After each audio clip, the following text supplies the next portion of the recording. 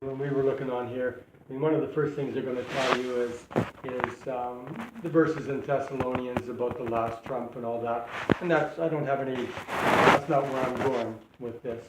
But I got this little article from one of our Jewish friends. Her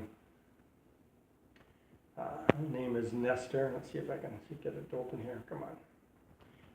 There's another name for this day, and I wanted to look it up. It's not quite opening for me here.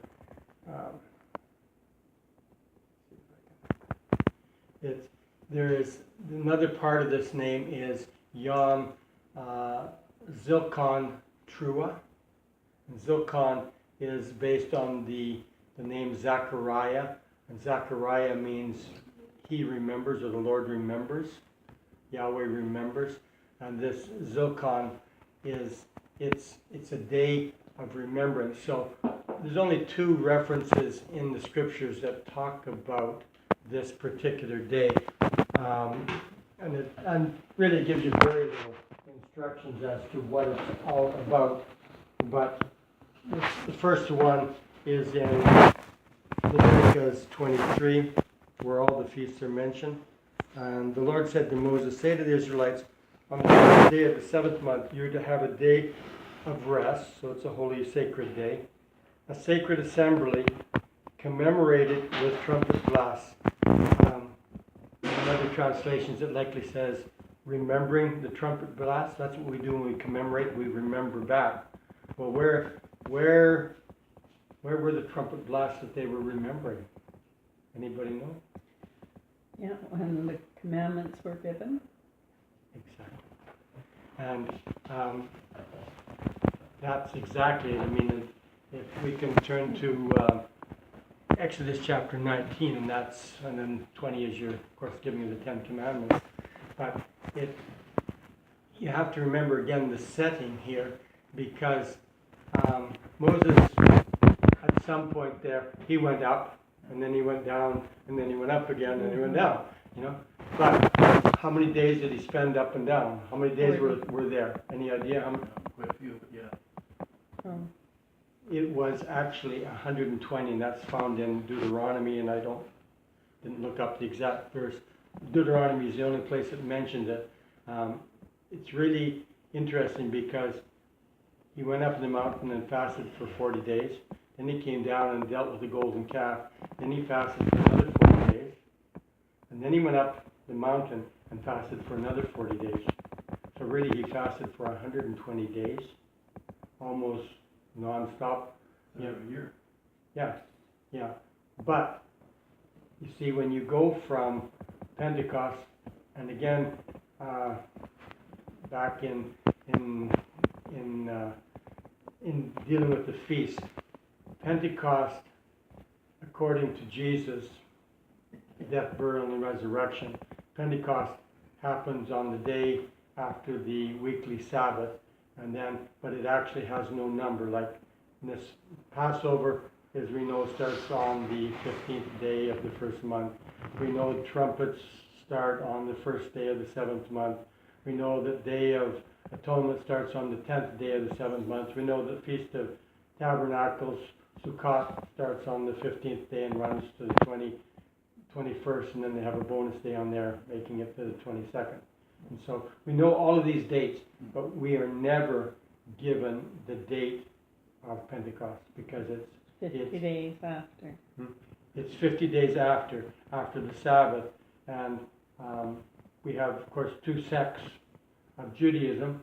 One is the Pharisees and the other is the Sadducees, and they both have two different ways of counting these 50 days. And the Pharisees say, well, it says it's the day after the Sabbath, so we are saying that that's the day after the high Sabbath, which is the day we eat the Passover lamb. And they will, even these calendars, they will start counting. And you will always end up on the 3rd month and the 6th day, because that's the way it works. But the Bible never gives that date of being on the 6th day, because, and we know this through Jesus, because he became, according to Paul, the first fruits of the resurrection. And the first fruits, that's what this day after we the day after the Sabbath becomes first fruits, where the high priest would wave the sheaves and stuff and do that sheaf offering, and that became the first fruits. From that point on, you could participate, you could eat this year's harvest. And so the Sadducees actually, for once, had it right. They picked the day after the weekly Sabbath, and that's why, in some ways, well, Jesus was resurrected on that first day, and so consequently 50 days later will take you back to that same day, which is a Sunday. So that's the first day, which is our Sunday, and so that's in theory why we worship on Sunday and not the Saturday of the Jews. Whether that's really right or not, I mean, whether it's the right day to worship on or not, it's another area of discussion.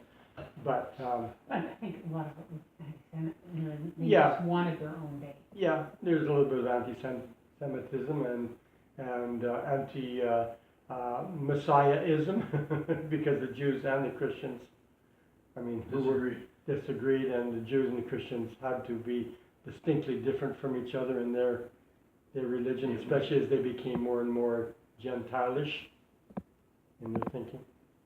And so when it says here a day of commemoration, it's commemorating that trumpet blast on feast at Pentecost, as we call it, or Shavuot is the Hebrew word for it.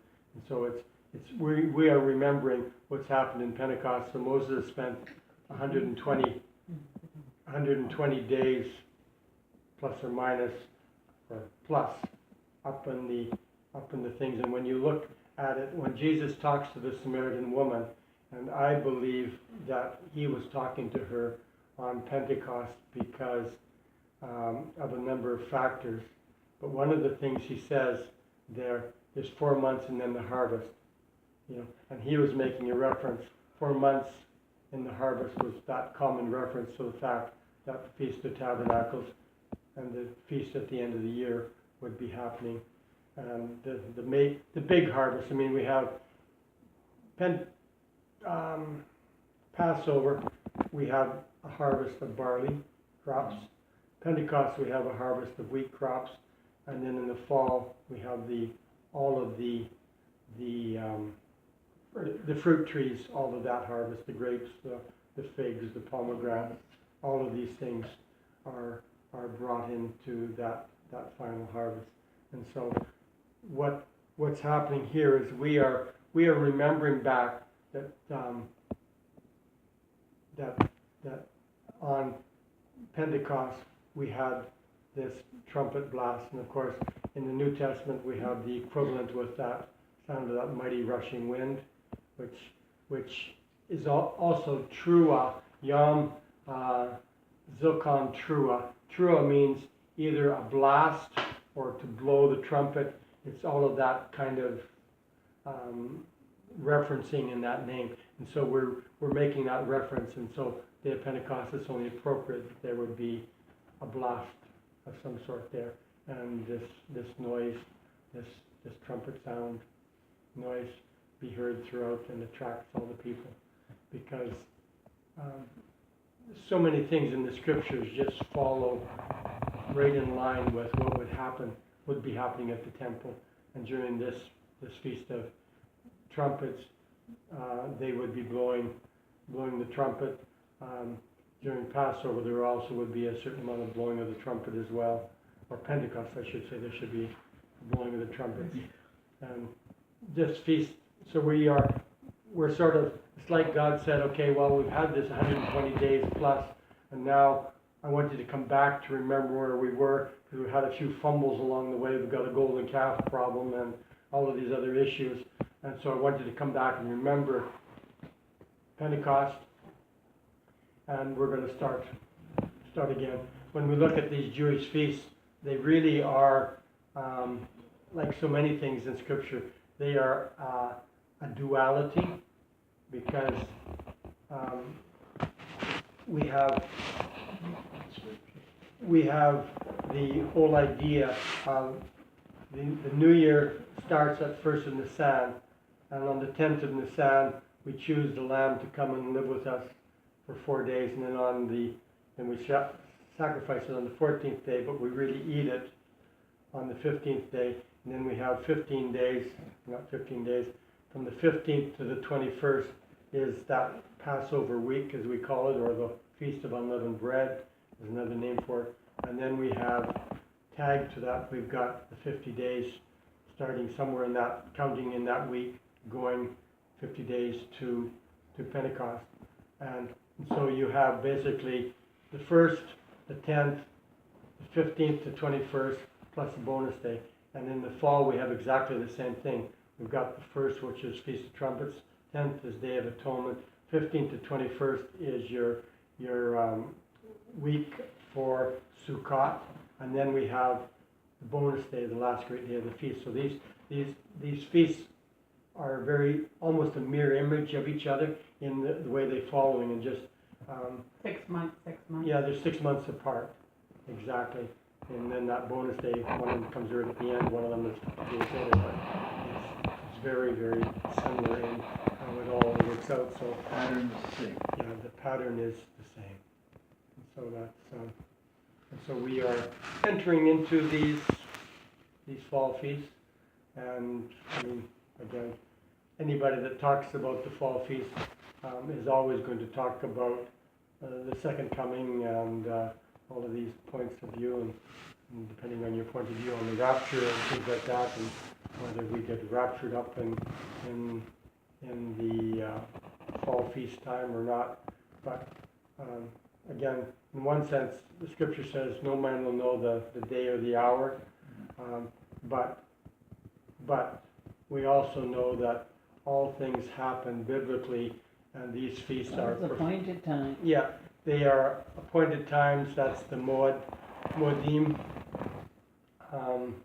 the days, the appointed days, and we know that something significant is going to happen on this Day of Trumpets. We know that something significant has or will continue to happen on the Day of Atonement. Yeah, They're sort of portals yeah, in the Yeah. year.